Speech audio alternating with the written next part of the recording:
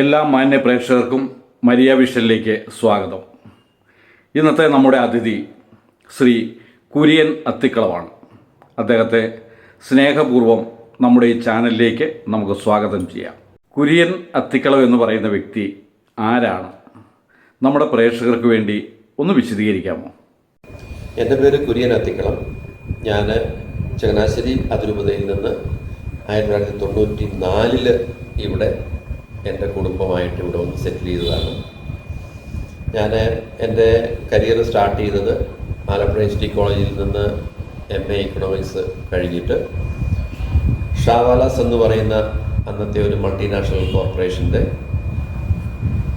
Marketing ഡിവിഷനിൽ southern സ്റ്റേറ്റ്സിൻ്റെ marketing മാനേജരായിട്ട് പ്രവർത്തിച്ച് അവിടുന്ന് VRS എടുത്തിട്ട് ഇപ്പോൾ സ്വന്തമായിട്ട് ഞാനൊരു JS ട്രേഡിംഗ് കമ്പനി എന്ന് പറയുന്നൊരു സ്ഥാപനം നടത്തുകയാണ്. ഡ്രൈ ഫ്രൂട്ട്സിൻ്റെ ഡേറ്റ്സ് ആൻഡ് ഡ്രൈ ഫ്രൂട്ട്സ് നമ്മൾ സപ്ലൈ ചെയ്യുന്നുണ്ട് മാർക്കറ്റിൽ.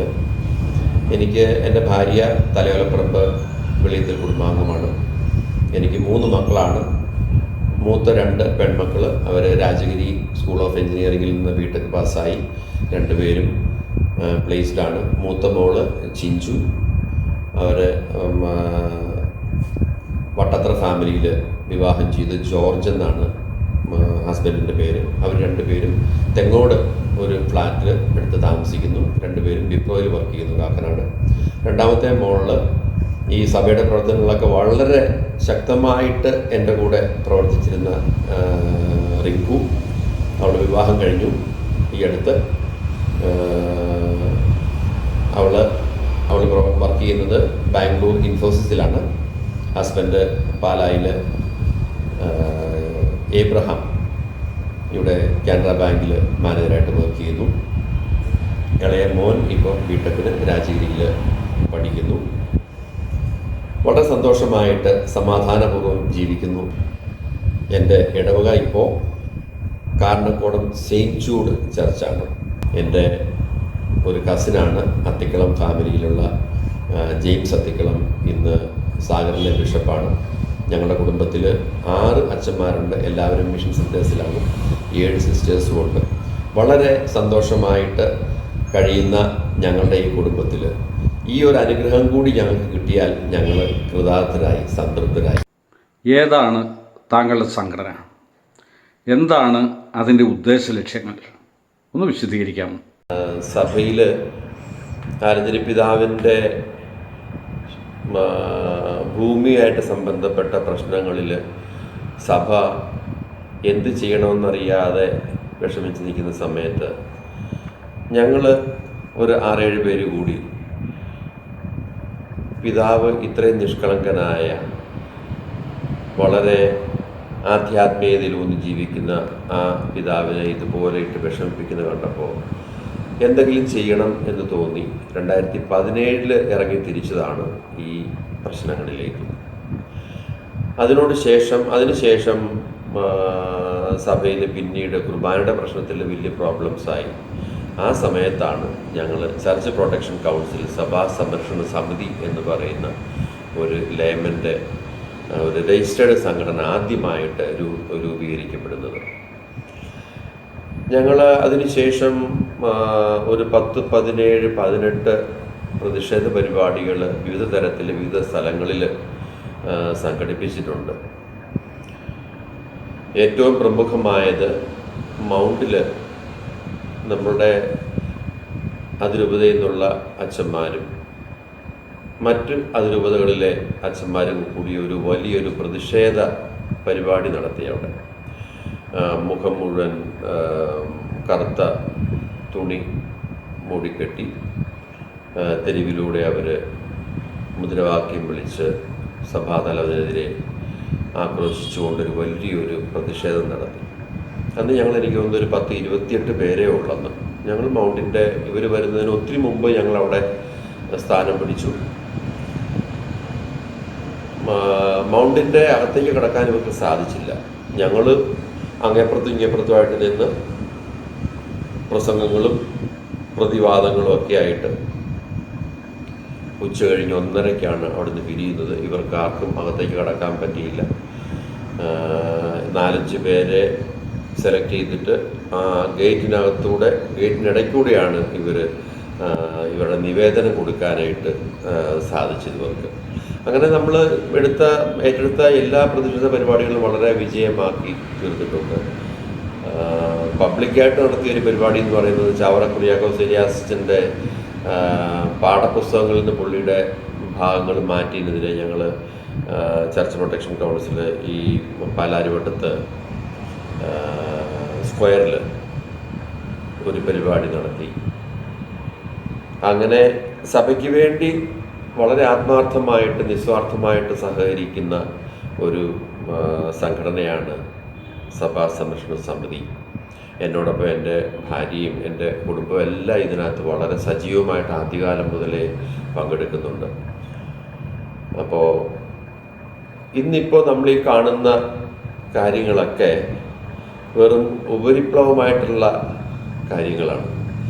ഈ കുർബാന ഏകീകരണത്തെ ചൊല്ലിയുള്ള തർക്കം എന്ന് പറയുന്നത് അതിൽ തന്നെ അതൊരു തർക്ക വിഷയമല്ല. ശരിക്കും ഏകീകൃത കുർബാനയെ സംബന്ധിച്ച് അതിൽ തന്നെ ഒരു വിഷയമല്ല, തർക്ക വിഷയമല്ല. ഇത് ശരിക്കും ഉത്ഭവിക്കുന്നത് മറ്റു ചില കാരണങ്ങളുടെ അടിസ്ഥാനപ്പെടുത്തിയാണ്. പതിറ്റാണ്ടുകൾക്ക് മുമ്പ് ഇതിനുള്ള വിനാശ വിത്തുകൾ ഈ അതിരൂപതയിൽ വിതയ്ക്കപ്പെട്ടിരുന്നു. ഇത് സഭാ നേതൃത്വം അറിഞ്ഞിട്ടും അറിയാതിരിക്കുകയോ അല്ലെങ്കിൽ അതിന് വേണ്ട ഗൗരവം കൊടുക്കാതിരിക്കുകയോ ചെയ്തതിൻ്റെ ഒരു വലിയ വിലയാണ് ഇന്ന് സീറോ മലബാർ സഭ നൽകേണ്ടി വന്നിരിക്കുന്നത്. വർഗീപിതാവിൻ്റെ കാലം മുതൽ അദ്ദേഹത്തെ എന്തുമാത്രം പീഡിപ്പിച്ചിട്ടുണ്ട്, അതൊന്നും വലിയ വാർത്തകളായിട്ടില്ല. ഈ അതിരൂപതയിലുള്ള ചില മെത്രാന്മാരും സ്ഥാനമോഹികളായിട്ടുള്ള കുറച്ച് വൈദികരും അവർക്ക് ലഭിക്കാതെ പോയ മെത്രാൻ പദവി, അതിൻ്റെ പേരിൽ ഈ അതിരൂപതയിൽ കോലാഹലങ്ങൾ സൃഷ്ടിക്കാനായിട്ട് വളരെ കൗശലപൂർവം പ്രവർത്തിച്ചിരുന്നു എന്നുള്ളതാണ് സത്യം. പതിറ്റാണ്ടുകൾക്ക് മുമ്പ്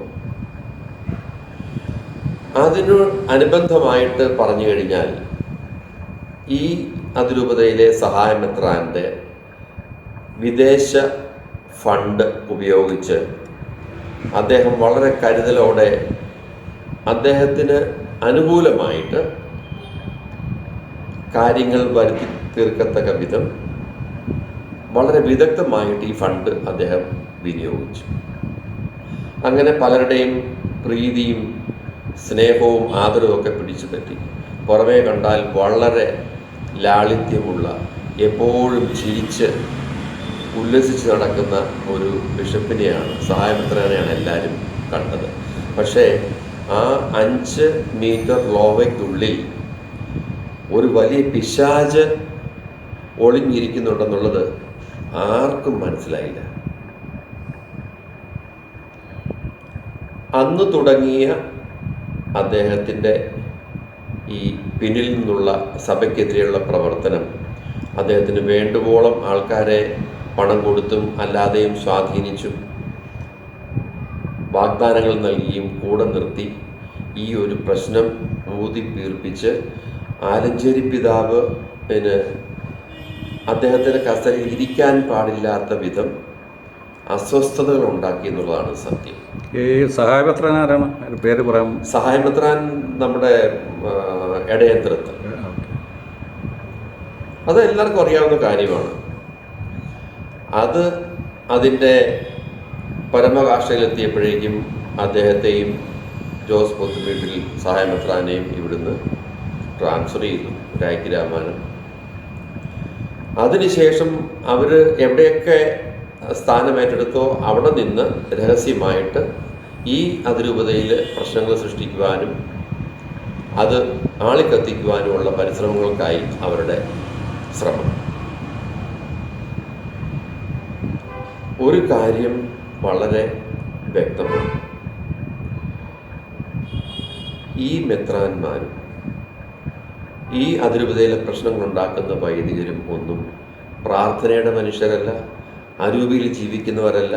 ഇവരൊക്കെ ജഡികമായിട്ടുള്ള താല്പര്യങ്ങൾ സംരക്ഷിച്ചു ഈ ലോകത്തിൻ്റെതായിട്ടുള്ള എല്ലാ സുഖസൗകര്യങ്ങൾ ആസ്വദിച്ചും സഭാ മക്കളെ അടിമകളാക്കി വെച്ചുകൊണ്ട് അവരുടെ വരുമാനം പറ്റി അവരെ പറ്റിച്ച് കഴിയുന്ന ഒരു വലിയ വിഭാഗമായിട്ട് മാറിയിരിക്കുകയാണ്. സാധാരണ വിശ്വാസിക്ക് ഇതിനെപ്പറ്റിയൊന്നും വലിയ അറിവോ അല്ലെങ്കിൽ ധാരണയോ ഒന്നുമില്ല. കാരണം അവരുടേതായിട്ടുള്ള വലിയ സ്നേഹവും ബഹുമാനത്തോടെ കുർബാനയ്ക്ക് പോകുന്നു, ദിവ്യകാരുണ്യം സ്വീകരിക്കുന്നു, അച്ഛൻ പറയുന്ന വികാരിയച്ഛൻ പറയുന്ന രീതിയിൽ പ്രവർത്തിക്കുന്നു. അതല്ലാണ്ട് മറ്റുള്ള കാര്യങ്ങൾക്കൊന്നും അവർക്ക് താല്പര്യവുമില്ല. അവർക്കെല്ലാം ഇപ്പോഴത്തെ സാഹചര്യത്തിൽ ഒരു നിസ്സംഗതയാണ് ഇവർക്കെല്ലാം ഉള്ളത്. വളരെ ചുരുക്കമായിട്ടുള്ള ഒരു മൈനോറിറ്റിയാണ് സഭ ഇത്തരത്തിൽ നശിക്കുന്നത് കാണാൻ പറ്റാഞ്ഞിട്ട്, അല്ലെങ്കിൽ നമ്മുടെ പൂർവികരായിട്ട് നമുക്ക് നൽകിയിരുന്ന വിശ്വാസം, നമ്മളിന്ന് അനുഭവിച്ചുകൊണ്ടിരുന്ന വിശ്വാസം നമ്മുടെ മക്കൾക്കും പ്രാപ്യമാകണം എന്നുള്ള ആഗ്രഹത്തോടെ ഈ സഭ നശിക്കാതിരിക്കുവാൻ വേണ്ടിയിട്ട് സ്വന്തം സമയവും പണവും എല്ലാം നഷ്ടപ്പെടുത്തി വ്യയം ചെയ്ത് സഭയ്ക്ക് വേണ്ടിയിട്ട് നിലകൊള്ളുന്നു. എറണാകുളം അങ്കമാലി അതിരൂപതയിൽ ഭൂമി കുംഭകോണം ഉണ്ടാവുകയും അതിനുശേഷം ഈ കുർബാന പ്രശ്നം ഉടലെടുക്കുകയും ചെയ്തു. അപ്പോൾ ഈ കുർബാന പ്രശ്നവും ഭൂമി കുംഭകോണവും തമ്മിൽ എന്താണ് ബന്ധമുള്ളത്? അതിനെപ്പറ്റി ഒന്ന് പറയാമോ? ഭൂമിയുടെ കേസും കുർബാന പ്രശ്നവുമായിട്ട് ബന്ധമില്ല. സത്യത്തിൽ എങ്ങനെയെങ്കിലും ആലഞ്ചേരി പിതാവിനെ തലസ്ഥാനത്ത് നിന്ന് നീക്കി അവരുടെ ആവശ്യമനുസരിച്ച്, അവരുടെ ഇംഗിതമനുസരിച്ച് ഈ അതിരൂപതയെ നയിക്കുവാൻ, ഈ അതിരൂപതയെ നയിക്കുക എന്ന് പറഞ്ഞു കഴിഞ്ഞാൽ നമുക്കറിയാം, ഈ അതിരൂപതയാണ് ആസ്ഥാന അതിരൂപത ശരിക്കും നമ്മുടെ സീറോ മലബാർ സഭയുടെ. അപ്പോൾ ഈ അതിരൂപത എല്ലാ തരത്തിലും വളരെ പ്രൗഢഗംഭീരമായിട്ടുള്ളൊരു അതിരൂപതയാണ്. ധാരാളം ദൈവവിളികളുണ്ട്. ഏറ്റവും അധികം സമ്പത്ത് ഉള്ളത് നമ്മുടെ അതിരൂപതയ്ക്കാണ്. അപ്പോൾ ഈ സമ്പത്ത് ഒരു കാരണവശാലും മറ്റാരും കൈയാളുന്നതോ അനുഭവിക്കുന്നതോ ഇവിടെയുള്ള ഒരു വലിയ വിഭാഗം അച്ഛന്മാർക്കും മെത്രാന്മാർക്കും ഒരിക്കലും അംഗീകരിക്കാൻ പറ്റില്ല. നമ്മുടെ ഈ അതിരൂപതയിലെ സ്ഥാപനങ്ങളെ ആരും ചോദ്യം ചെയ്യാതെ, ആർക്കും യാതൊരു കമ്മിറ്റ്മെൻറ്റും കൊടുക്കാതെ തോന്നുന്നത് പോലെ കൈകാര്യം ചെയ്യാനുള്ള ഒരു അവസരത്തിന് വേണ്ടിയിട്ടാണ് ഇവർ ഈ കളിക്കുന്നത്. അതല്ല ഇവിടുത്തെ പ്രശ്നം.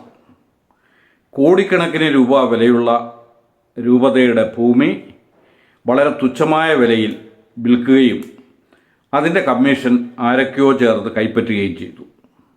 ഞാനൊന്ന് ചോദിക്കട്ടെ, ആത്മീയ കാര്യങ്ങൾ നോക്കാൻ മാർപ്പാപ്പ നിയമിച്ച കർദിനാൾ എന്തിനാണ് ഈ ഭൂമി കച്ചവടത്തിന് പോയത്? അതിനെപ്പറ്റി താങ്കൾക്ക് എന്താണ് പറയാനുള്ളത്?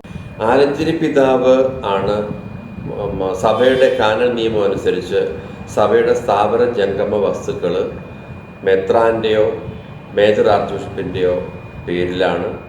അദ്ദേഹത്തിൻ്റെ അനുമതിയില്ലാതെ ഈ സ്ഥലങ്ങൾ വിൽക്കാനോ വാങ്ങാനോ സാധിക്കില്ല എന്നുള്ളത് സത്യമാണ്. അദ്ദേഹത്തെ അസിസ്റ്റ് ചെയ്യുന്ന ഒരു ഫിനാൻസ് കമ്മിറ്റിയുണ്ട്. അതുപോലെയുള്ള പല കാനൻ നിയമം അനുസരിച്ചുള്ള സമിതികളാണ് ഈ കാര്യങ്ങളിൽ തീരുമാനങ്ങൾ എടുക്കുന്നതും ആ മിനിറ്റ്സ് അനുസരിച്ചിട്ടാണ് ബാക്കിയുള്ള കാര്യങ്ങളിൽ തീർപ്പ് നൽകുന്നത്. ആലഞ്ചേരി പിതാവ് സഭയുടെ തലവൻ എന്നുള്ള നിലയ്ക്ക് ചുമതല ഏൽപ്പിച്ചിരുന്നത്, പവർ ഓഫ് അറ്റോർണി കൊടുത്തിരുന്നത് നമ്മുടെ ഇടയന്ത്രത്ത് പിതാവിനായിരുന്നു. വളരെ ചതിയിലൂടെ കൃത്യമായിട്ട് കാര്യങ്ങൾ പറഞ്ഞ് മനസ്സിലാക്കാതെ ഈ മുദ്രപത്രങ്ങളിൽ ഒപ്പിടിച്ചിട്ടുണ്ട് എന്നുള്ള കാര്യം ആലഞ്ചേരി പിതാവ് സമ്മതിച്ചിട്ടുണ്ട്. ഞാൻ എൻ്റെ ശ്രദ്ധക്കുറവ് പറ്റിയിട്ടുണ്ട് എന്ന് അദ്ദേഹവും സമ്മതിച്ചിട്ടുണ്ട്. പക്ഷേ ചതിക്കപ്പെടുന്നു എന്ന് കണ്ടപ്പോഴേക്കും അദ്ദേഹം അതിന് നഷ്ടം നമുക്ക് വരാത്ത തരത്തിൽ വേറെ ഭൂമി പേരിൽ എഴുതി മേടിച്ചു എന്നുള്ളത് സത്യമാണ്. പക്ഷെ ആ ഭൂമി ഒരു മനുഷ്യനും പിന്നെ ഒരു കുറുക്കം പോലും കയറാത്തൊരു സ്ഥലമാണ് എഴുതി മേടിച്ചേക്കുന്നതാണെന്നാണ് പറയുന്നത്. അത് പറച്ചിലല്ലേ? അവര് ഇപ്പം നുണകൾ ഇങ്ങനെ പറഞ്ഞത് സത്യമാക്കി മാറ്റി. ഒരു കോടിയുടെ സ്ഥലം കൊടുത്തിട്ട് ഇപ്പം വിറ്റാലും കോടിക്കണക്കിന് രൂപയുടെ ലാഭം അതിരൂപതയ്ക്കുണ്ട് എന്നുള്ള കാര്യം പച്ച പരമാർത്ഥമാണ്. അപ്പൊ അതിരൂപതയ്ക്ക് ഇപ്പൊ സാമ്പത്തിക നഷ്ടമൊന്നും വന്നിട്ടില്ല. അതിരൂപതയ്ക്ക് സാമ്പത്തിക നഷ്ടം വന്നിട്ടില്ലെന്ന് മാത്രമല്ല, ഇപ്പോഴത്തെ സ്ഥലവില അനുസരിച്ച് അതിരൂപതയ്ക്ക് ലാഭമാണ്. അത് യാതൊരു സംശയമില്ലാത്ത. കേസുകൾ കിടക്കുന്നു, കർദിനാളിന്റെ പേരിൽ കേസുകൾ കോടതി കിടക്കുന്നു. കർദിനാളിന്റെ പേരിൽ കേസ് കൊടുത്തിരിക്കുന്നത് എങ്ങനെയെങ്കിലും കർദിനാളിനെ വിഷമിപ്പിച്ച് അവിടുന്ന് സ്ഥാനപ്രശ്നമാക്കാന്നുള്ള ഒറ്റ ഉദ്ദേശമേ ഉണ്ടായിരുന്നുള്ളൂ. അതിന്റെ ആവശ്യം എന്താ? കർദിനാളിനെ അങ്ങനെ ചെയ്യേണ്ട ആവശ്യം എന്താ? അതുകൊണ്ട് അതിന്റെ ഗുണമെന്തോ? അതുകൊണ്ട് അവര് പറയുന്നുണ്ടല്ലോ, കർദിനാൾ ഞങ്ങളുടെ ഈ അതിരൂപതയിൽ നിന്നുള്ള ആള് ഞങ്ങളെ ഭരിച്ചാൽ മതി. അതിപ്പോ ഇതിനു മുമ്പ് പടിയറപ്പിതാവ് ചങ്ങനാശ്ശേരിക്കാരനല്ലേ? പടിയറപ്പിതാവില്ലായിരുന്നു വിടുന്നത്, ഒന്നും കുഴപ്പമൊന്നുമില്ലായിരുന്നല്ലോ അന്ന്. വിഷയം അല്ലല്ല, വിഷയം അതല്ല. ഇവരുടെയൊക്കെ തോന്നിവാസത്തിനനുസരിച്ച് ആലഞ്ചേരി പിതാവ് തുള്ളത്തില്ല എന്നുള്ള ഒരു ബോധ്യം ഇവർക്ക് വന്നു. ഇവര് അച്ഛന്മാരെല്ലാവരുടെ കൂടി എടുത്തൊരു തീരുമാനമാണ് വർഷങ്ങൾക്ക് മുമ്പ്. ഇത് ആലഞ്ചേരി പിതാവിൻ്റെ ഈ പദ്ധതികൾ ഇവിടെ നടപ്പിലാക്കാൻ അനുവദിക്കുകയില്ല. നേരിട്ട് അവർ പിതാവിനോട് പറഞ്ഞതാണ്. പിതാവ് വളരെ സൗമ്യമെങ്കിലും വളരെ ആധ്യാത്മികമായ രീതിയിൽ വളരെ ശാന്തമായിട്ട് ഇവരുടെ ഈ ദുർനടത്തങ്ങളും ഇവരുടെ അവിഹിതമായിട്ടുള്ള ധനസമ്പാദനങ്ങളും ഇതെല്ലാം പിതാവ് വിലക്കാൻ ശ്രമിക്കുന്നു എന്ന് കണ്ടപ്പോഴേക്കും ഇവർ ശരിക്കും ആകപ്പാടെ അസ്വസ്ഥരായി. ഭൂമി കുംഭകോണം എന്ന് പറയുന്ന ഇതിപ്പം ഈ പ്രശ്നം വത്തിക്കാൻ വരെ പോയല്ലോ. വത്തിക്കാൻ റെസ്റ്റിറ്റ്യൂഷൻ പറഞ്ഞിട്ട് വരെ പോയി. അല്ല, വത്തിക്കാനിൽ പോയി ഇതിന് എന്നിട്ട് ആലഞ്ചേരി പിതാവിന് യാതൊരു കുറ്റമില്ല എന്ന് അവര് വ്യക്തമായിട്ട് രേഖപ്പെടുത്തിയിട്ടുണ്ടല്ലോ. റോമോ റെസ്റ്റിറ്റ്യൂഷൻ പറഞ്ഞേക്കുന്നത്. റെസ്റ്റിറ്റ്യൂഷൻ എന്ന് പറഞ്ഞാൽ അത് വിറ്റിട്ട് പൈസ വരുത്തിയാൽ മതിയല്ലോ. അതെങ്ങനെ? അത് വേറെ സ്ഥലം വിട്ടിട്ട് ഈ സ്ഥലത്തിന് കടം വിട്ടുന്നത് എങ്ങനെ? അപ്പൊ അത് നഷ്ടമല്ലേ? അത് വേറെ സ്ഥലമല്ലല്ലോ, ഇതിനു വേണ്ടി ഡീഡ് മേടിച്ചിരിക്കുന്ന സ്ഥലമാണ്. ഇതിനു വേണ്ടി ഈ നഷ്ടം നികത്താൻ വേണ്ടിയിട്ട് സംഭവിക്കാമായിരുന്ന നമുക്ക് കിട്ടേണ്ടിരുന്ന വിലയ്ക്ക് മുഴുവൻ കിട്ടാഞ്ഞതിന് നമ്മള് സെക്യൂരിറ്റി ആയിട്ട് മേടിച്ച സ്ഥലമല്ലേ? ഈ ഭൂമി കുംഭകോണ കേസ് നിലവിൽ വന്നപ്പോൾ അതിനെ മറയ്ക്കാൻ ആരുടെയൊക്കെയോ കുബുദ്ധിയിൽ മെനഞ്ഞെടുത്ത ഒന്നല്ലേ ഈ കുർബാന പ്രശ്നം? എന്താണ് അതേപ്പറ്റി താങ്കൾക്ക് പറയാനുള്ളത്? കുർബാന പ്രശ്നവും ഈ ഭൂമി കുംഭകോണവുമായിട്ട് യാതൊരു ബന്ധമില്ലാന്ന് ഞാൻ വീണ്ടും അസന്നിഗ്ധമായിട്ട് പറയുക. കാരണം ഇതെല്ലാം ഓരോ പ്രശ്നങ്ങൾ എടുത്തിട്ട് ഈ അതിരൂപതയിൽ അസ്വസ്ഥതകൾ ക്രിയേറ്റ് ചെയ്യുക, ഈ ബെടക്കാക്കി തനിക്കാക്കുക എന്ന് പറയുന്ന ഒരു പരിപാടി. ഈ കുർബാന പ്രശ്നം ഭൂമി കേസ് കോടതിയിൽ വന്നപ്പോൾ ഉടലെടുത്ത ഒന്നാണ്. അപ്പോൾ അതുകൊണ്ട് തന്നെ ഈ കുർബാന പ്രശ്നം കെട്ടിച്ചമച്ചതാണ് എന്ന് പറഞ്ഞാൽ താങ്കൾക്ക് അത് എതിർക്കാൻ കഴിയുമോ? ഈ കുർബാനയുടെ പ്രശ്നം എത്രയോ വർഷങ്ങൾക്ക് മുമ്പ് തുടങ്ങിയതാണ് ഇംപ്ലിമെൻ്റ് ചെയ്യാനായിട്ട്. പക്ഷേ അവിടെയൊന്നും ഒരു ശരിയായ തീരുമാനം എടുക്കാതെ വന്നതുകൊണ്ടാണ് ഇത് നീണ്ടുപോയത്. ശരിയായ തീരുമാനം എടുക്കാൻ എന്തുകൊണ്ടാണ്? അത് സിനഡിൽ തീരുമാനിക്കേണ്ട കാര്യങ്ങളല്ലേ. അപ്പം അതിനുള്ള സിനഡുകളൊന്നും ഇത് തീരുമാനിച്ചിട്ടില്ലല്ലോ. അല്ല, ഇത് നടപ്പിലാക്കാനായിട്ട് ഇവിടുത്തെ ഇന്ന് വിമതരായിട്ട് പ്രവർത്തിക്കുന്ന വൈദികർ അതിന് എതിർപ്പ് പ്രകടിപ്പിച്ചു. രണ്ടാം വത്തിക്കാൻ സൂനോദോസിന് ശേഷം നിലവിൽ വന്ന ജനാഭിമുഖ കുർബാന കഴിഞ്ഞ 10-60 വർഷമായിട്ട് ഞങ്ങൾ കാണുന്നത് ഈ ജനാഭിമുഖ കുർബാനയാണ്.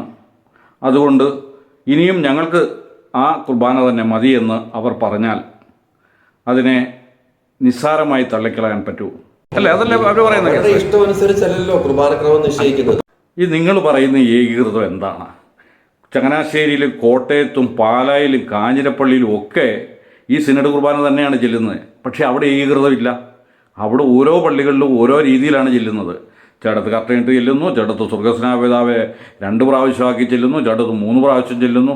അങ്ങനെ ഈ പറഞ്ഞ സ്ഥലങ്ങളിലൊക്കെ വ്യത്യസ്തമായിട്ടാണ് ചെല്ലുന്നത്. പിന്നെ എന്തുകൊണ്ടാണ് ഈ എറണാകുളം രൂപതയിലുള്ളവർ മാത്രം ഏകീകൃതം കൃത്യമായിട്ട് ഫോളോ ചെയ്യണമെന്നും പറഞ്ഞ് ഈ വാശി പിടിക്കുന്നു? അപ്പോൾ ഇത് ഏകീകൃതം പറഞ്ഞ് പ്രാർത്ഥനയിലെ ഏകീകൃതമല്ല ഇവരുദ്ദേശിക്കുന്നത്. ഈ എറണാകുളം അങ്കമാലി അതിരൂപതയിലുള്ള അച്ഛന്മാരെ 15 മിനിറ്റ് തിരിച്ചു നിർത്തണം. അതൊരു ഒരു വാശിയുടെ പ്രശ്നമായിട്ടാണ് ഇപ്പോൾ ഇത് കാണുന്നത്. ഇപ്പോൾ ഈ സമവായം ഉണ്ടായതിന് ശേഷം എറണാകുളത്തെ ഈ പറഞ്ഞാൽ നിങ്ങൾ വിമതന്മാരെന്ന് പറയുന്ന അച്ഛന്മാർ ഏകീകൃത കുർബാന ചെല്ലുന്നുണ്ട്. അവർ കൃത്യമായിട്ട് പോപ്പും സിനഡും അംഗീകരിച്ച ടെക്സയിലെ പ്രാർത്ഥനകൾ കൃത്യമായിട്ട് അവർ ഫോളോ ചെയ്യുന്നത്. എന്നാൽ ഇതിനു മുമ്പ് ഏകീകൃത കുർബാന വേണമെന്ന് പറഞ്ഞപ്പോൾ തന്നെ ചില പള്ളികൾ ചാടിക്കേറി ഏകീകൃതം ചെല്ലാൻ തുടങ്ങി. പക്ഷേ അവർ ചെല്ലുന്നത് ഏകീകൃതമല്ല. അവർ ഈ പറഞ്ഞ കണക്ക് 3 സ്വർഗസ്നായ പിതാവിനും 2 സ്വർഗസ്നായ പിതാവിലും 3 സർവാധിപനാമത്തിന് 1 സർവാധിപനാം ചെല്ലും. അപ്പോൾ അതിൽ ഏകീകൃതമില്ല. പിന്നെ എന്താണ് ഈ വാശിയുടെ പ്രശ്നം? എന്താണ് ഏകീകൃതം എന്നും പറഞ്ഞുകൊണ്ട് ഈ ബഹളം വെക്കുന്നത്? അതേക്കുറിച്ചൊന്ന് കൃത്യമായിട്ടൊന്ന് പറയാൻ പറ്റുമോ?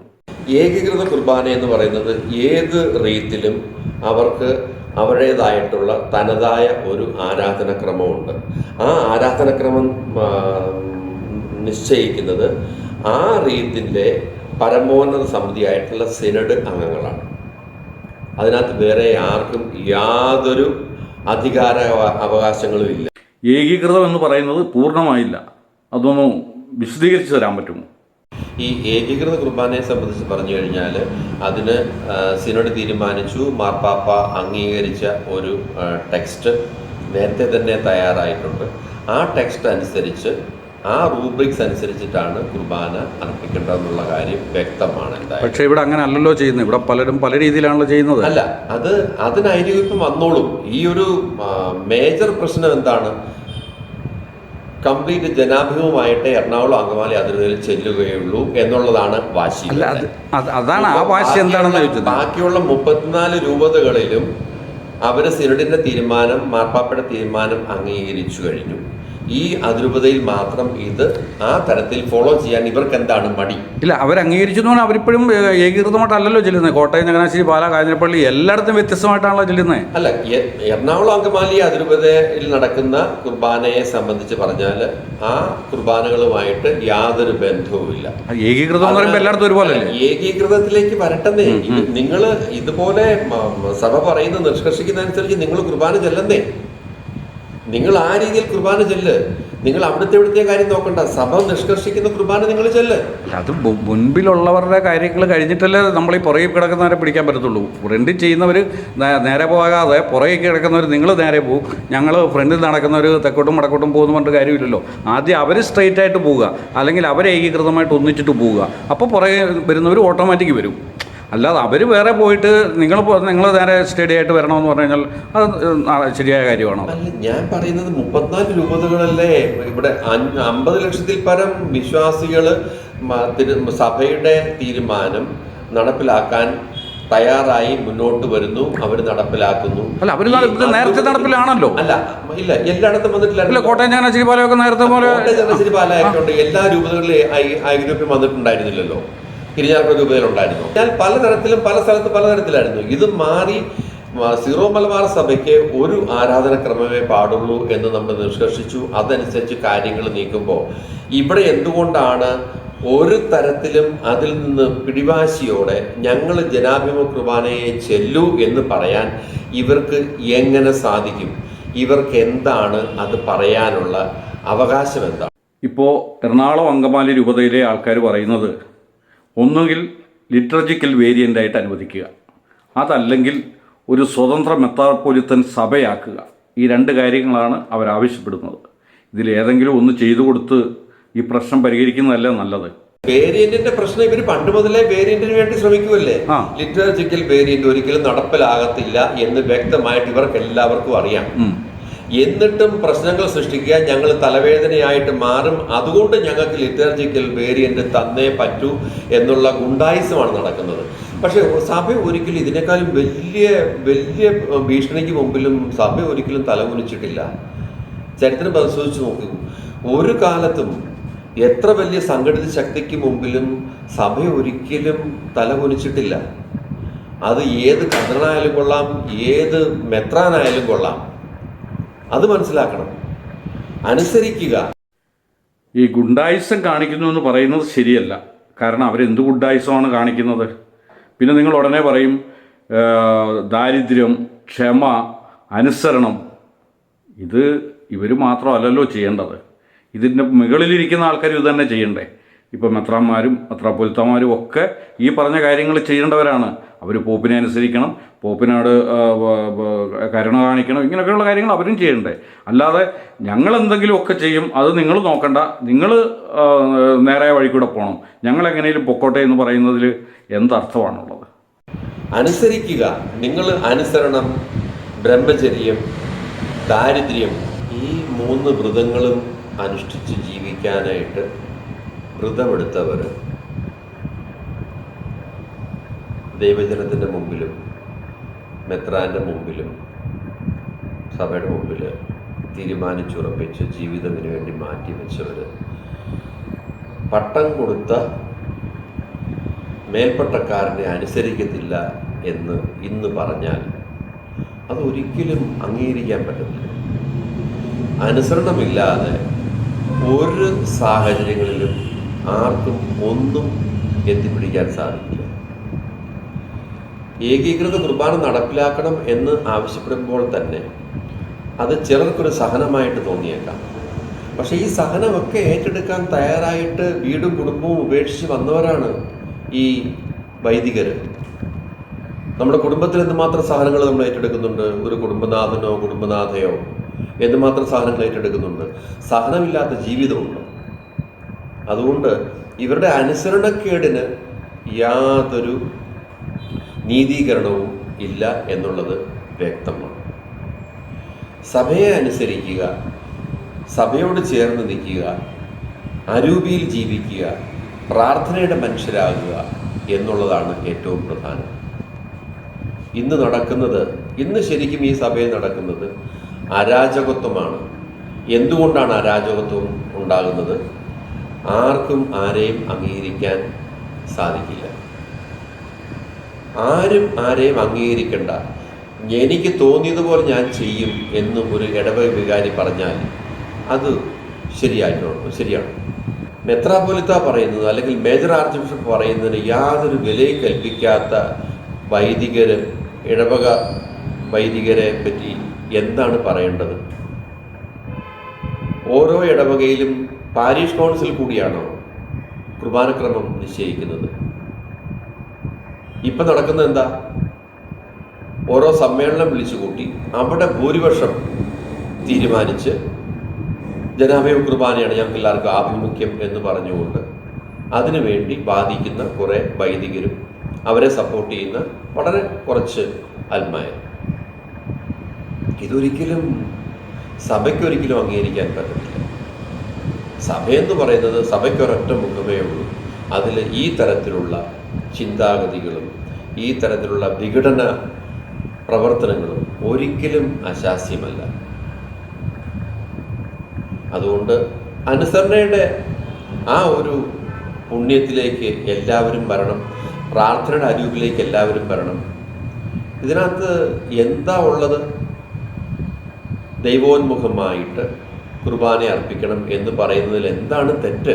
കർത്താവ് കുർബാന സ്ഥാപിച്ചത് പുറംതിരിഞ്ഞു നിന്നല്ല, സ്ത്രീയന്മാരെ എല്ലാവരെയും വട്ടത്തിൽ നിർത്തി മുഖാഭിമുഖം നിന്നാണ് കുർബാന സ്ഥാപിച്ചത്. നമ്മളിന്ന് അതിൻ്റെ ഒരു അനുസ്മരണമാണ് അൾത്താരയിൽ അർപ്പിക്കപ്പെടുന്നത്. അപ്പോൾ കർത്താവ് സ്ഥാപിച്ചതുപോലെ തന്നെ ഫേസ് ടു ഫേസ് നിന്ന് ആ അനുസ്മരണം അനുവർത്തിക്കുമ്പോഴല്ലേ അത് പൂർണ്ണമാകുന്നത്. അല്ലാതെ നമ്മൾ തിരിഞ്ഞു നിന്ന് ചെയ്യുമ്പോൾ അതിനൊരു പൂർണ്ണത കിട്ടുമോ?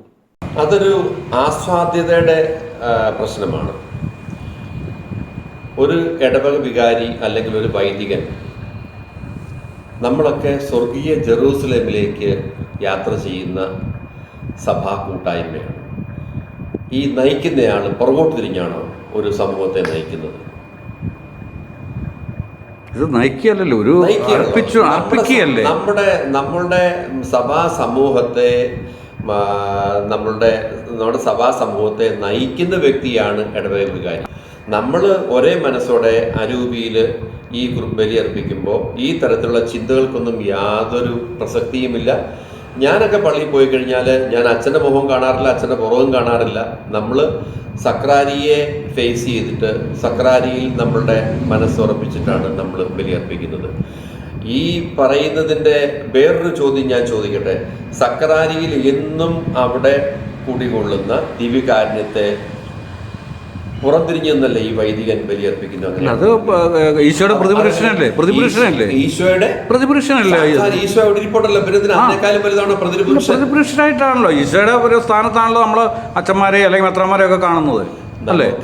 നമുക്ക് നമ്മൾ അവരർഹിക്കുന്നതിൽ കൂടുതലായിട്ടുള്ള പരിഗണനയും ആദരവും അംഗീകാരവും കൊടുത്തതാണ് ഇന്ന് വന്നിരിക്കുന്ന ഏറ്റവും വലിയ അബദ്ധം എന്ന് വിശ്വസിക്കുന്ന ഒരു വ്യക്തിയാണ്. പണ്ടൊക്കെ കുർബാന കാണാൻ പോകുമായിരുന്നു, ഇപ്പൊ കുർബാനയിൽ പങ്കെടുക്കാനാണ് പോകുന്നത്. കാരണം കാണാൻ പോകുന്നത് കൂടി അർപ്പിക്കുക ചെയ്യുന്നത്. അതിപ്പോ ഇപ്പോഴത്തെ ഇത് അത് തന്നെയാണ് ഇപ്പൊ ഒരു പറയുന്നത്. ഇപ്പൊ അങ്ങോട്ട് തിരിഞ്ഞിരിക്കുമ്പോൾ അത് അവിടെ നടക്കുന്ന എന്തോ അവിടെ നിന്ന് അത് കാണാൻ വേണ്ടിയാണ് പോകുന്നത്. അത് മറ്റേന്ന് പറഞ്ഞാൽ ഫേസ് ടു ഫേസ് ചെന്ന് ചെയ്യുമ്പോൾ കിട്ടുന്ന ആ ഒരു ഇൻവോൾവ്മെന്റ് അങ്ങോട്ട് തിരിഞ്ഞു കിട്ടുന്നാൽ കിട്ടുമോ എന്നുള്ളതാണ്. ഈ യേശുവിന്റെ ശരീരവും രക്തവുമായിട്ട് മാറ്റപ്പെടുന്ന അവസ്ഥാന്തരം സംഭവിക്കുന്ന ഈ അപ്പവും വീഞ്ഞും ഇത് കാണുന്നവർക്ക് എന്ത് മനസ്സിലാവുമെന്നാണ് പറയണേ. ഇനി ഇത് കയ്യിലേന്തുന്ന അച്ഛന് എന്ത് വ്യത്യാസം വരുന്നുണ്ട്? ശരിക്കും പറഞ്ഞാൽ തീക്കട്ടയാണ്, ജ്വലിക്കണം, ആന്തരികമായിട്ട് ജ്വലിക്കും. ഈ ഒരു അപ്പവും വീഞ്ഞും യേശുവിൻ്റെ യഥാർത്ഥ ശരീര രക്തങ്ങളായിട്ട് മാറുന്ന ആ അവസ്ഥയിൽ ശരിക്കും പറഞ്ഞാൽ ആ അച്ഛൻ, ആ വൈദികൻ യേശുവായിട്ട് രൂപാന്തരപ്പെടേണ്ടതാണ്. പക്ഷെ ഇന്ന് ആ അൾത്താരയിൽ നിന്ന് എന്തെല്ലാമാണ് വിളിച്ചു പറയുന്നത്? നുണകൾ മാത്രം വിളമ്പി വിളമ്പി വിളമ്പി ആൾക്കാരെ എഴുന്നേറ്റ് പോകുന്ന അവസ്ഥയായി. അതിരൂപതയിലെ മെത്രാന്മാരെ കുറ്റം പറയുന്നു, മേജർ ആർച്ച് ബിഷപ്പിനെ കുറ്റം പറയുന്നു, ഈവൻ സഭയുടെ ആഗോള സഭയുടെ തലവനായിട്ടുള്ള പോപ്പിനെ വരെ വിമർശിക്കുന്ന രീതിയിലേക്ക് കാര്യങ്ങൾ വന്നു. അപ്പം ഇവരൊക്കെ പോപ്പിനും മേഖലയിലാണ്. പോപ്പ് ചെയ്യുന്ന കുർബാനയല്ലേ ഇവർ ചെയ്യുന്നത്? പോപ്പ് കുർബാന ചെയ്യുന്നത് പോപ്പ് നമ്മുടെ റീത്തല്ലോ, സീറോ മലബാർ സഭയുടെ റീത്തല്ലല്ലോ. അത് ലത്തീൻ റൈറ്റിലാണ് പോപ്പ് കുർബാന ചെല്ലുന്നത്. പക്ഷെ നമ്മളുടെ സീറോ മലബാർ സഭയുടെ ഒരു കുർബാന ചെല്ലിയാൽ പിതാവ് ചെല്ലുന്നത്, പോപ്പ് ചെല്ലുന്നത് ഈ ഏകീകൃത കുർബാന മാത്രമാണ്. ലത്തീൻ റീതിയിലുള്ള കുർബാന ലോകമെമ്പാടും ഒരൊറ്റ രീതിയിൽ അർപ്പിക്കപ്പെടുന്നുള്ളൂ. ഇവിടെ ഇപ്പോൾ എല്ലാ പള്ളികളിലും ഉപയോഗിക്കുന്നത് മാർപ്പാപ്പ അംഗീകരിച്ച ടെക്സയാണ്. ആ ടെക്സയിൽ ഈ സിനഡ് കുറേ എക്സ്ട്രാ കാര്യങ്ങൾ കുത്തിത്തിരികെ കയറ്റി. ആ ചെയ്തത് ശരിയാണോ? കാരണം മാർപ്പാപ്പ ഒന്ന് ചെയ്തിട്ടുണ്ടെങ്കിൽ അതിനെ അനുസരിക്കണ്ടേ? അപ്പോൾ പിന്നെ ഇവർ അനുസരണം പറയുന്നത് എന്തിനാണ്? അപ്പോൾ ഇവർ ചെയ്ത ഈ ഒരു പ്രവൃത്തി ഇത് ശരിയാണോ? അതിനെപ്പറ്റി നിങ്ങൾക്ക് എന്താണ് പറയാനുള്ളത്? സിനഡിന് കൂട്ടിച്ചേർക്കാൻ അവകാശമുണ്ടല്ലോ. അവർക്ക് എന്ത് കാണിക്കാം? സിനഡിന് എന്തും കാണിക്കാം. സിനഡാണ് ഈ നമ്മുടെ സീറോ മലബാർ സഭയുടെ പരമോന്നത സമിതിയാണ് സിനഡ്. ഇതൊരു സുയി യൂരിസ് ചർച്ചാണ്. നമുക്ക് സ്വതന്ത്ര പരമാധികാര സ്വാതന്ത്ര്യമുള്ള സഭയാണ് സീറോ മലബാർ സഭ. അതുകൊണ്ടല്ലേ നിങ്ങൾ നടപടിയെടുക്കൂ, നിങ്ങളുടെ സ്വതന്ത്ര സഭയാണ്, നിങ്ങൾ നടപടിയെടുക്കൂ എന്ന് പറയുന്നതിന്റെ കാര്യം അതല്ലേ? അപ്പൊ പോപ്പിന് ഇവിടെ യാതൊരു സ്ഥാനമില്ല. തീർച്ചയായിട്ടും ഉണ്ടല്ലോ. ഈ പോപ്പിന്റെ സ്ഥാനം അംഗീകരിച്ചു കൊടുക്കുകയും അതിനോട് വിധേയത്വം പ്രഖ്യാപിക്കാനുള്ള പുതിയ മേജർ ആർച്ച് ബിഷപ്പ് ആയതിനു ശേഷം റാഫേൽ തട്ടിൽ പിതാവ് വത്തിക്കാൻ പോയത്, അങ്ങനെയാണെങ്കിലും സ്വീകരണം കിട്ടിയതും പോപ്പിന്റെ സിംഹാസനത്തെ അംഗീകരിക്കുകയും പോളിസിയെ അംഗീകരിക്കുന്ന പാരമ്പര്യമാണ് ഈ സഭ, പോപ്പിന്റെ കീഴിലുള്ള എല്ലാ സഭകളിലും. അങ്ങനെയാണെങ്കിൽ പോപ്പ് അംഗീകരിച്ചൊരു സ്ഥാനത്തെ പിന്നെ നമ്മൾ വെട്ടിത്തിരുത്തി ചെയ്യുന്നത് ശരിയാണോ ഞാൻ ചോദിച്ചത്? ഏത് വെട്ടിത്തിരുത്തിയാലും പോപ്പിന്റെ കൺസെന്റ് കിട്ടാതെ ഒരിക്കലും നമ്മുടെ സിനഡ് അത് പ്രാവർത്തികമാക്കത്തില്ല. ഏത് തീരുമാനമെടുത്താലും റോമിന്റെ അംഗീകാരം വേണം, പോപ്പിന്റെ അംഗീകാരം വേണം. അതിനുശേഷം മാത്രമേ നമ്മൾ ഇവിടെ നടപ്പിലാക്കുകയുള്ളൂ. ഇതൊക്കെ ഈ പറയുന്നതൊക്കെ അബദ്ധ ജടിലമായിട്ടുള്ള കാര്യങ്ങളാണ്. ഇതിപ്പോൾ ചങ്ങനാശ്ശേരി എറണാകുളം തമ്മിലുള്ള ഒരു വാശിയാണെന്ന് പറഞ്ഞു കഴിഞ്ഞാലോ? ഇതിനകത്ത് വാശിയുടെ പ്രശ്നമൊന്നുമില്ല. അവരും മുഴുവനായിട്ട് അൾത്താരാഭിമുഖമായിട്ട് ചെല്ലിയിരുന്ന കുർബാന ഈ സിനഡിൻ്റെ തീരുമാനം, നമ്മുടെ സിനഡിൻ്റെ തീരുമാനപ്രകാരം 50-50 ആക്കിയല്ലോ. അവരും നമ്മളോട് ഐക്യത്തിന് വേണ്ടിയിട്ട് അവരും തിരിച്ചു വന്നു. അവർ മുഴുവൻ ആദോറിയന്തമായിരുന്നു, അൾത്താരാഭിമുഖമായിരുന്നു. അതിൽ നിന്ന് മാറി വളരെ വേദനയോടെ അവർ 50-50 ആക്കി. പക്ഷേ എറണാകുളം അങ്കമാലി അതിരൂപത മാത്രം മറുതലിച്ചു നിന്നു. അത് അംഗീകരിക്കാനായിട്ട് സഭയ്ക്കും സാധിക്കത്തില്ല, സഭയെ സ്നേഹിക്കുന്ന വിശ്വാസികൾക്കും സാധിക്കില്ല. ഇപ്പോൾ കഴിഞ്ഞ ദിവസം അവിടെ ഒരു സമരം, നിങ്ങൾ ഒരു നേതൃത്വത്തിൽ അവിടെ ഒരു സമരം നടന്നു അറിഞ്ഞു, സെൻറ്റ് തോമസ് മൗണ്ടിൽ. അതെന്തിനു വേണ്ടിയിട്ടായിരുന്നു? സെയിൻറ്റ് തോമസ് മൗണ്ടിൽ നമ്മളുടെ പിതാവിനെ കണ്ട് നമ്മുടെ ഉത്കണ്ഠകൾ പങ്കുവയ്ക്കാനായിട്ടുള്ള അവസരങ്ങൾ ലഭിക്കാതെ വരുമ്പോൾ പിന്നെ നമ്മൾ എന്ത് ചെയ്യും? അതെന്താ കാണാൻ പറ്റാത്ത എന്താ കാര്യം? എന്താ പുള്ളിയെ കാണാൻ സമ്മതിക്കാത്ത എന്താണ്? പുള്ളിക്കൊന്നും പറയാനില്ല. അതേസമയം വിമതരെ വിളിച്ചിരുത്തി 4 മണിക്കൂറാണ് ഈ ജൂലൈ 1 ചർച്ച ചെയ്തത്, സമവായം ഉണ്ടാക്കാനായിട്ട്. സിനഡ് തീരുമാനങ്ങൾക്ക് പുറത്തായിട്ട് എന്ത് സമവായമാണ് ഉണ്ടാക്കുക? ആർക്കാണ് അതിനുള്ള അധികാരമുള്ളത്?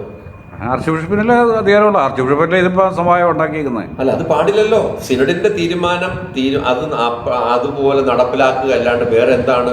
വേറെ ഏതെങ്കിലും മെത്രാന്മാർക്ക് എന്തെങ്കിലും പ്രത്യേക സിനഡിന്റെ തീരുമാനം, സിനഡ് എന്ത് ഇത് കാണിച്ചു കഴിഞ്ഞാലും അതെല്ലാം എല്ലാവരും അംഗീകരിക്കണം എന്ന് പറഞ്ഞാൽ അത് അംഗീകരിക്കും. കാണിക്കുക എന്നുള്ളതല്ല. ഇപ്പൊ നമ്മള് സിനഡിലെ മെത്രാന്മാരെ അവരൊരു തെറ്റ് ചെയ്തിട്ട് അത് തെറ്റല്ല ശരിയാണെന്ന് പറഞ്ഞാൽ ബാക്കിയുള്ളവർക്ക് അംഗീകരിക്കാൻ പറ്റുമോ? അല്ല, അവരെന്ത് തെറ്റ് ചെയ്തെന്നാ പറയണത്? അല്ല, ഇപ്പോൾ ഈ കുർബാന അടിച്ചേൽപ്പിക്കുന്ന അതൊരു വാശിയുടെ പ്രശ്നമായിട്ട് മാത്രമായിട്ട് ഇപ്പോൾ അത് കാണുന്നത്. കാരണം അതിൻ്റെ പേരിലാണ് ഇപ്പോൾ എത്ര കരിയൽ പിതാവ് പുറത്തു പോയി, ഇപ്പോൾ ആലഞ്ചേരി പിതാവ് പുറത്തു പോയി. ഇപ്പോൾ ഇതൊക്കെ വന്നത് ഈ ഒരു വാശിയുടെ പ്രശ്നത്തിൽ വന്നതല്ലേ. ഞാൻ ചോദിക്കുന്നത്രേ ഉള്ളൂ, ഇപ്പോൾ ഈ ഭൂമിയുടെ കേസുമായിട്ട് ബന്ധപ്പെട്ട് കുർബാന പ്രശ്നം വന്നു, ഇത് ഇവരുടെ കയ്യിൽ ഒതുങ്ങി നിൽക്കുന്ന ഒരു കാര്യമാണെന്ന് ഇവർ തോന്നി ഈ പ്രശ്നം ഇവരുണ്ടാക്കി. പക്ഷേ ഇപ്പോൾ ഇവരുടെ കൈ വിട്ടുപോയി, ഇവർക്ക് പിടിച്ചാൽ കിട്ടാത്ത രീതിയിൽ ഇത് ഭയങ്കര വലിയൊരു ആഗോള പ്രശ്നമായിട്ട് പോയി. അതല്ലേ ഇപ്പോൾ സംഭവിച്ചേക്കുന്നത്. ഞാൻ പറയുന്നത് ഈ ഭൂമിയുടെ പ്രശ്നം ഇപ്പോൾ എന്താ, ഇപ്പോൾ അവരൊന്നും പറയുന്നില്ലല്ലോ. ഇനി ഭൂമി പ്രശ്നം മാത്രമല്ലല്ലോ, ഇവിടെ ഒരു വ്യാജരേഖ പ്രശ്നം ഉണ്ടായിരുന്നില്ല. അതിനെപ്പറ്റി എന്താ ചോദിക്കാത്തത്? ഒരു വ്യാജരേഖ പ്രശ്നം ഉണ്ടായിരുന്നില്ല. എല്ലാം 100% കെട്ടിച്ചമച്ച് ഉണ്ടാക്കിയ രേഖകളും അത് കോടതിയിൽ പോയി കോടതിയിൽ നിന്ന് ശിക്ഷ കിട്ടും എന്നുള്ള ഒരവസ്ഥ വന്നപ്പോഴല്ലേ ഇപ്പം ഈ സമവായത്തിന് മുതിർന്നത്. ശരിക്കും പറഞ്ഞു അതല്ലേ സത്യം. അത് ആലഞ്ചേരി പിതാവിൻ്റെ നല്ല മനസ്സുകൊണ്ട് നമ്മുടെ സഹോദരങ്ങളെ അവരെ ശിക്ഷയ്ക്ക് വിട്ടുകൊടുക്കരുത് എന്നുള്ള ആ ഒരു ദൈവിക ചിന്ത കൊണ്ടാണ്. അല്ലെങ്കിൽ തീർച്ചയായിട്ടും ഈ വ്യക്തികളൊക്കെ പണ്ടേ അകത്ത് പോയേനെ. എന്തുകൊണ്ടാണ് ആ കേസ് ഇങ്ങനെ നീണ്ടു പോകുന്നത്? എന്തുകൊണ്ടാണ് ഈ കേസ് കൈകാര്യം ചെയ്യുന്നത്? ആരാ? സെയിന്റ് തോമസ് മൗണ്ടിൽ ഇരിക്കുന്ന ചാൻസലറാണ്. കാവൽപുര.